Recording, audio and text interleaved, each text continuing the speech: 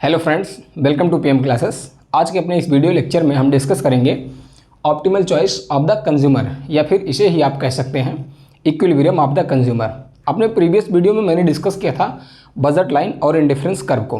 किसी भी कंज्यूमर को इक्विलिब्रियम की स्थिति में होने के लिए बजट लाइन और इंडिफरेंस कर्व का बहुत ही इंपॉर्टेंट रोल होता है। तो अगर आपने उस वीडियो को ना देखा हो तो मैंने उसका लिंक डिस्क्रिप्शन बॉक्स में दे दिया है, आप वहाँ से जाकर उस वीडियो को देख सकते हैं।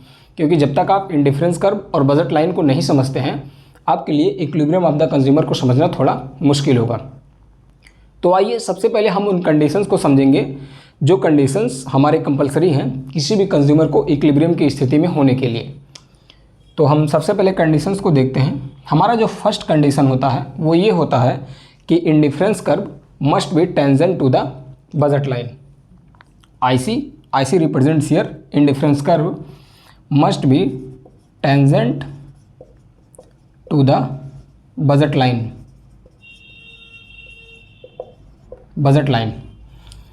अब tangent to the budget line होने का क्या मतलब होता है, आप इसे ग्राफ से समझिए। This is our budget line.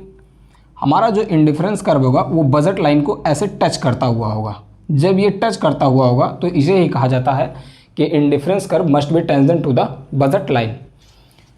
This is our first condition. Our second condition is that IC, that is indifference curve must be convex to the origin।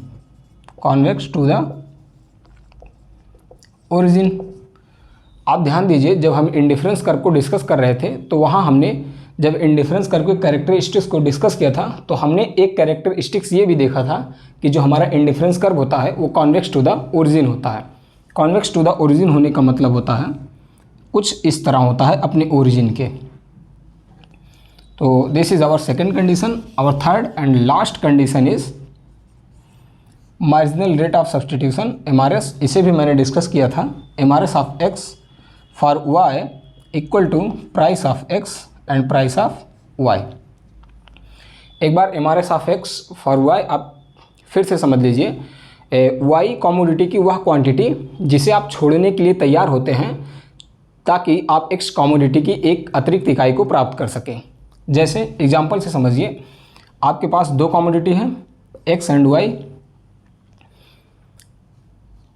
तो एक सेकेंड, आपके पास दो कमोडिटी है X एंड Y। आप जब X commodity की 2 unit को consume कर रहे हैं तो आपका जो Y कमोडिटी का कंजम्पशन है वो 10 यूनिट है। अब आपने X कमोडिटी की 1 यूनिट को घटा दिया, आप एक ही यूनिट का कंजम्पशन कर रहे हैं ताकि आप Y की अधिक मात्रा को कंज्यूम कर सकें। तो आपने X कमोडिटी की 1 यूनिट को छोड़ा Y कमोडिटी की 2 यूनिट को पाने के लिए। तो यहाँ हमारा हो जाता है 2:1 का रेशियो। तो इसे ही कहा जाता है marginal rate of substitution of X for Y commodity की वह क्वांटिटी जिसे आप X कमोडिटी की एक अतिरिक्त क्वांटिटी पाने के लिए छोड़ते हैं, वो हमारा होता है MRS of X for Y। अब हम देखते हैं price of X price of Y क्या होता है। ये हमारा होता है स्लोप ऑफ बजट लाइन।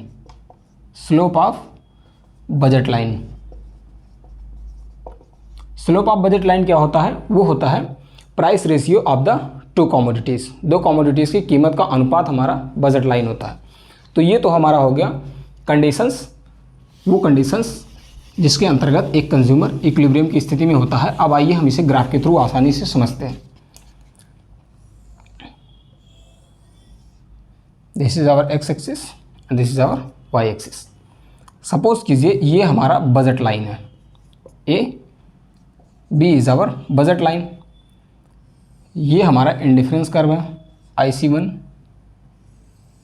ये हमारा इंडिफरेंस कर्व है IC2। This is our IC3 and this is our IC4।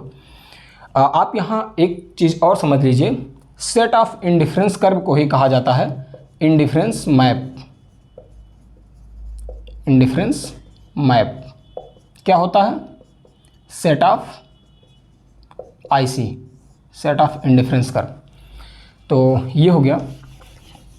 अब आइए इसे हम समझने का प्रयास करते हैं। This is our point E। हमारा पहला कंडीशन था कि indifference curve must be tangent to the budget line. तो पॉइंट ई पर इंडिफरेंस कर्व बजट लाइन के टेंजेंट है। हमारा दूसरा कंडीशन था कि IC curve should be convex to the origin.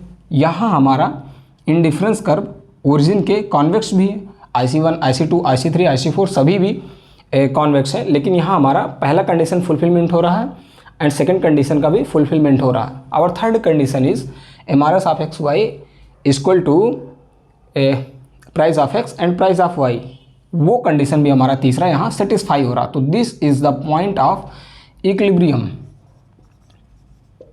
Equilibrium of the consumer का ये हमारा पॉइंट है। अब आपका क्वेश्चन ये होना चाहिए कि second IC first, IC second या फिर IC फोर्थ पर कंज्यूमर इक्विलिब्रियम की स्थिति में क्यों नहीं है। सपोज कीजिए this is our budget line, ये हमारा बजट लाइन है। हमने एक कैरेक्टरिस्टिक्स पढ़ा था इंडिफरेंस कर्व में, higher the IC higher the level of satisfaction.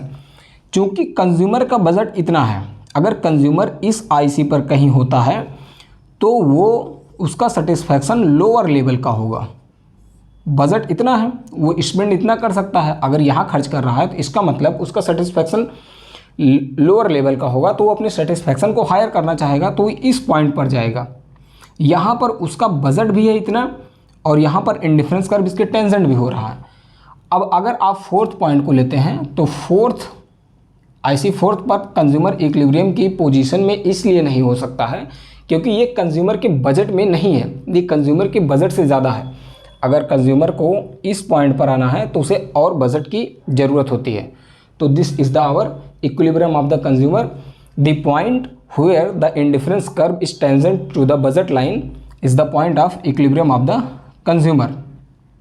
जहाँ पर इंडिफरेंस कर्व बजट लाइन के टेंजेंट होता है वह हमारा कंज्यूमर का इक्विलिब्रियम पॉइंट होता है, दैट इज़ पॉइंट ए। तो आज हमने डिस्कस किया optimal choice of the consumer, या फिर इसे ये कहते हैं इक्विलिब्रियम ऑफ द कंज्यूमर। आज के लिए इतना ही, थैंक यू, धन्यवाद। अगर इस कॉन्सेप्ट से रिलेटेड कोई भी क्वेश्चन हो तो आप कमेंट बॉक्स में पूछ सकते हैं।